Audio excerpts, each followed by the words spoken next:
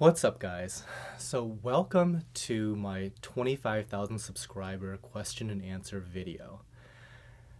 I have procrastinated so hard on making this video that we're well past 25,000, well into the 26,000 subscriber mark at the time of filming anyways. So this is almost June 18th. And so yeah, we've passed the 25,000 milestone. We've passed the 26,000 subscriber milestone. And along the way, we passed 4 million views. So a lot of different milestones going on. What have I been occupied with? Well, a bunch of just random stuff, but I'm actually turning 40, the big 4-0, coming up in a couple days here. So I've been doing a lot of preparation for a little get-together that I'm having here. So long story short, this video is quite long overdue. All right, so I asked on social media and a couple of other different outlets to see if you guys had any questions for me for this Q&A. So let's go ahead and get to some of the choice selections. Was it difficult to start Tidal Gardens? Was Tidal Gardens difficult to start? I think starting any business is a big challenge. Most people don't quite realize that when you're starting up a company, usually it's based on some past experience that you might have had, or in my case, it was based on a hobby. And what most people don't quite realize about starting a company like that is that it's really easy to do the underlying activity. So, for example, in my case, keeping and growing corals is kind of the easy part. What people tend to really underestimate is just the difficulty translating that into like a commercial model. So while it's really easy to grow coral, it's not easy to sell coral. So you might have the best, nicest pieces for the lowest price anybody's offering, and it just doesn't seem to matter because reaching that audience, reaching that customer base, it's a big challenge and it takes a long time to develop, both in terms of developing that skill set and also just developing that customer base. So in that sense, it's extremely challenging. And on top of that, for what we're doing, scaling up from a hobby-sized operation to a small commercial operation, that's definitely, it comes with its own set of challenges. So yeah, I would say that it's not for everybody. If you don't mind me asking, how much did it cost financially to start from scratch? So Tidal Gardens was started back in like 2002. So to be perfectly honest, I don't remember all that went into it because it was a part-time thing for well over half of that time. So little bits and pieces of money was just kind of put into it along the way. We had a big wipeout event in like 2007, so we had to kind of like restart after like just 5 years.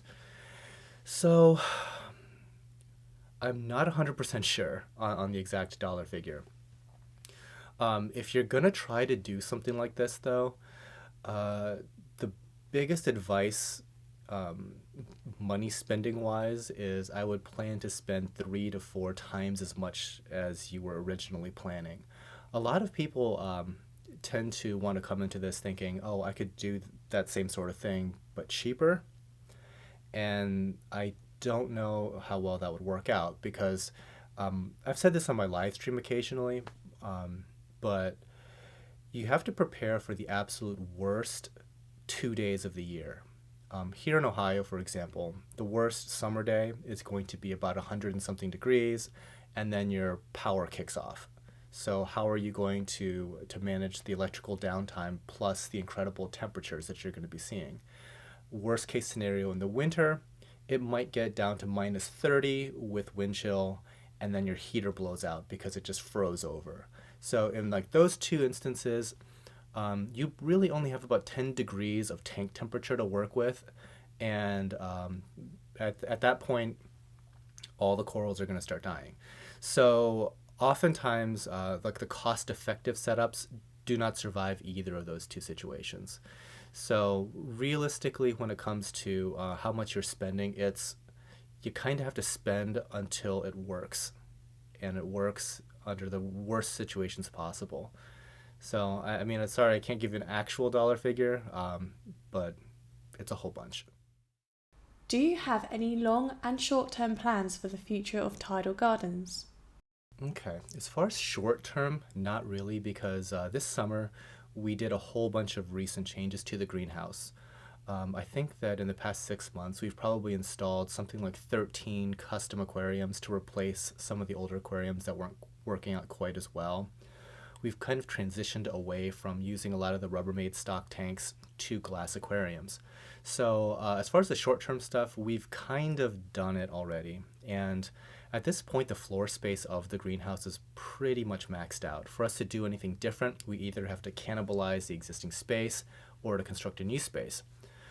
Right now, we kind of are looking into building another place, but it's super preliminary at this point. And part of the reason why we're looking at an additional building or anything like that is because when you start a company and you start building out tanks and whatnot, you really can't anticipate what it's going to look like in 10 years. If I would have said back in 2002 when we were building a greenhouse, you know what we need? I need a film studio.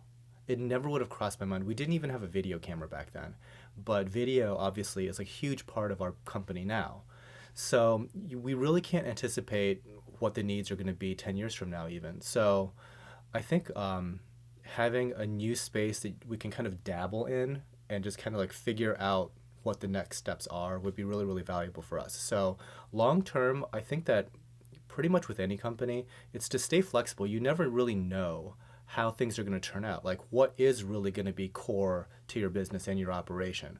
Like I said, I never would have considered the necessity of video space and just quiet areas and just in terms of like the greenhouse itself, the number of sinks. I mean, people always think, how many tanks can I fit in? Well, it turns out that desk space and the location of sinks is probably more important than that last set of frag tanks that you wanted to install.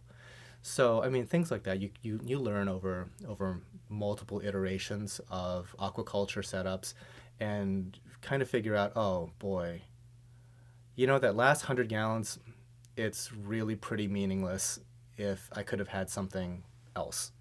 So, in that sense, yeah, long term, thinking about a new building because we've pretty much maxed out what we currently have. Are there any corals that you have a particular dislike for and why? Corals that I dislike. I really don't like any coral that I can't propagate. Tidal Gardens was kind of founded on the idea of aquaculture and propagation. And so for a lot of ecological reasons, I like to be able to sustainably propagate everything we have. And obviously we can't do that because there's certain things that don't really lend itself well to cutting or anything like that. And oftentimes there are corals that you're just kind of expected to have as part of the market. For example, like scalemia and acanthophilia. You can't really propagate those. And they're extremely expensive, and then sometimes they just die. And so oftentimes I feel like I'm just treading water with certain species where you might make a profit. If a few of them die, you're not making a profit suddenly. And the entire time, you're not propagating and aquaculturing. So it's kind of like a lose all the way around for some of these corals. So if anything, it's kind of that type of thing that I'm not crazy about. So it's not like they're not aesthetically pretty. We like having them around to look at. But as far as a business case and a sustainability case, I'm not a huge fan of things like that. What are your views on coral supplements such as the Red Sea program?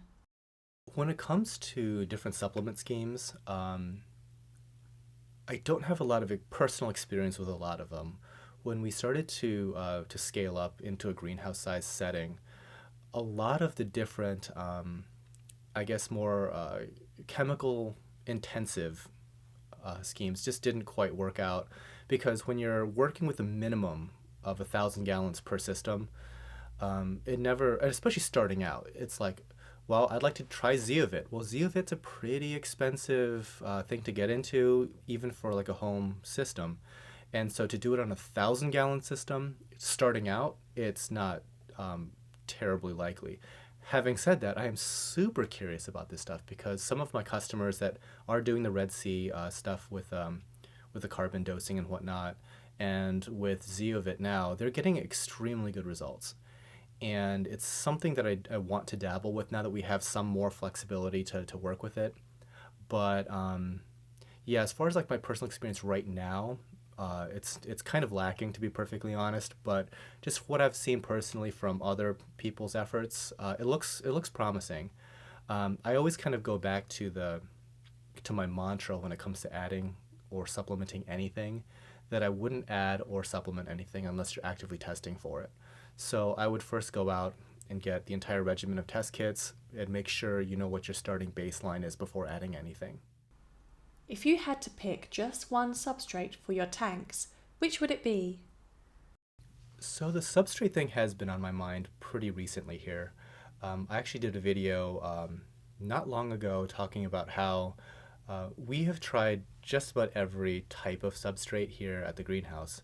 And so we have two different kind of systems that we have. Some that are completely bare bottom, and then some now with a fairly deep, I'd say 3 or 4 inch sand bed.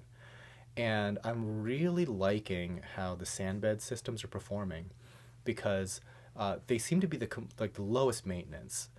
The amount of effort that we have to put in to keep bare bottom tanks clean, it's pretty extensive. I mean, we spend several hours a week just like scraping and siphoning and things like that. Whereas like the sand beds, they're pretty hands off. So if I had to choose just one, I would probably go with a deep sand bed, just and that's purely based on low maintenance. I realize that oftentimes people don't have all the time in the world to be working on their tanks, and I do kind of like more hands-off stuff when it comes to like a home aquarium size scale. What are your recommendations on how long someone should wait before adding a new fish or corals to an aquarium? New fish or corals to an aquarium. I tend to be super conservative when it comes to that. Really, the longer you can wait, the better things are going to turn out. So, if you can wait a few months, that would probably be best. Oftentimes, and I'm the same way. It's like I want to add stuff more quickly than what works best. But yeah, if you could, like I said, the longer you can wait, the better. If you can wait 4, 5, 6 months, do that. One of my friends is even more conservative on that, and he waited, I think, 8 months before adding anything. And there really is a big difference between a tank that's like a month or two old and a tank that's 12 months old. That aging process, in my experience, is a completely real thing. So, yeah, again, a little bit of patience goes a long way. What size tank would you recommend for someone who wants to get into the hobby, but is however constrained to a budget and a small apartment? If I had to choose any one small tank for limited space, limited budget, I would strongly, strongly, strongly consider a 60-gallon cube, which is a 24-inch by 24-inch by 24-inch tank. Reason being, it's going to give you the maximum volume that you're realistically going to see in the smallest footprint that you can light with a single light. And it's also going to give you enough volume that it'll give you some leeway and for neglect. Because I mean, starting out, realistically, you might make a couple beginner mistakes along the way. And a 60-gallon aquarium, while it's not that big, it's quite a lot bigger than a lot of alternatives that occupy roughly the same footprint. So yeah, again, if I were to start with anything, 60-gallon cube, focus a lot on putting most of that budget towards your lighting and filtration. And I guess the other thing that would help greatly is be a little bit conservative when it comes to stocking, especially with fish. The more fish that you add, the more likely it is that you're going to get some nutrient issues that might cause some trouble down the road. So again, stay a little bit conservative with stocking, and really invest well in your lighting and filtration. That'll go a long way. Where is it that you get your corals from? We get our corals from a number of different places. So there's a few importers that bring stuff in directly from collectors overseas, and we also get them from hobbyists locally. Between the two, well, there's good and bad to both. So with the importers, oftentimes you can see some really exotic items that you don't see all that regularly, and that's nice because, I mean, we're always looking for great pieces that we can later propagate, hopefully. In that sense, getting some really interesting stuff directly from the ocean, that kind of works out. The problem is getting stuff directly from the ocean. It's not that well suited yet for aquarium life, and so the mortality rate of some of the stuff that's directly imported, it's noticeably higher than the stuff that we would get from a hobbyist locally. There's a lot to be said for having something grown in an aquarium for years compared to something that had just recently gone through a lot of shipping stress, especially from such a long distance travel. So, good and bad to both, I would say. For a lot of the stuff that we have fairly frequently in stock, some things like Indonesian hammers and stuff like that, a lot of times it's from like a hobbyist that's just trying to make some room, because they do grow fairly quickly, and then obviously hammer corals have sweeper tentacles and stuff like that that kind of clear even more space in their tank. And so, they bring something like that in, and then we give them like a trade or something. So, yeah, we try to get our corals from a whole bunch of different sources, and also, with regard to with hobbyists, it's like we want to encourage people to actually aquaculture their stuff, and one way to do that is obviously just to allow trade-ins and things. I want to start a reef aquarium channel myself. Do you have any tips for starting out?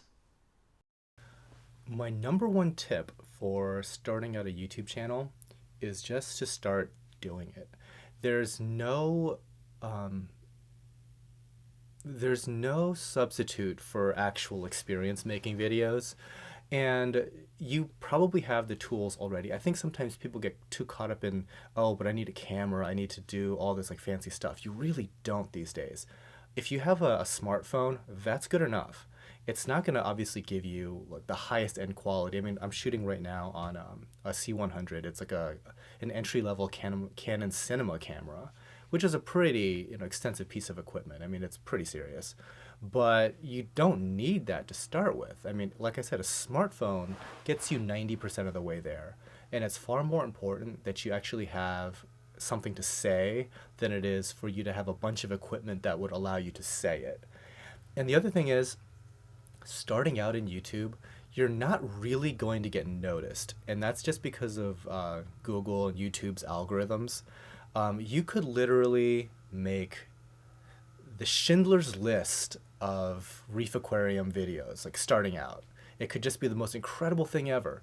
And you're not going to get a lot of views. It's just how that works.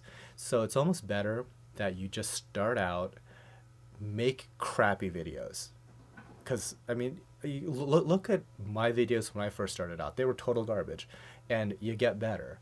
And if you can just get one little new insight, if you can learn one new thing every single time you make a video, within like a year or two, you're going to be making great videos. And then also at that time, your channel is going to be mature to the point where you've developed a following and you have some weight with those search algorithms. So at that point, now you want to be making Schindler's List of corals. But just starting out, best thing is just to start shooting. Shoot whatever it is you want, say whatever it is you have on your mind, but just get started. It's the most important thing. What is a tank you have always wanted to set up but couldn't do for some reason? When it comes to tanks that I want to set up, they're all unrealistic and kind of goofy. So if I had a dream scenario, I would actually have something that I could literally swim in, like do laps in, and just have coral grow like crazy. So I would essentially have an in-ground pool, running salt water, in a greenhouse. Does it make any sense to do so? Not really, but that's what I want. All right, guys, thank you so much for your questions. I guess there's one last question that I always get. It's when is the next live sale? Currently, it is unscheduled. I was thinking about having it the same day as my birthday party on Saturday the 18th, and that kind of got away from us a little bit because the birthday festivities, it's going to be a little bit involved, and unfortunately, I can't also squeeze in a live sale on top of that. So, generally speaking, we usually have it in the third or fourth week of every month. It's always whenever we can schedule it. So, yeah, just stay tuned, and hopefully, I will see you for that. Thanks again, guys. Take care. It's time for me to turn 40, apparently.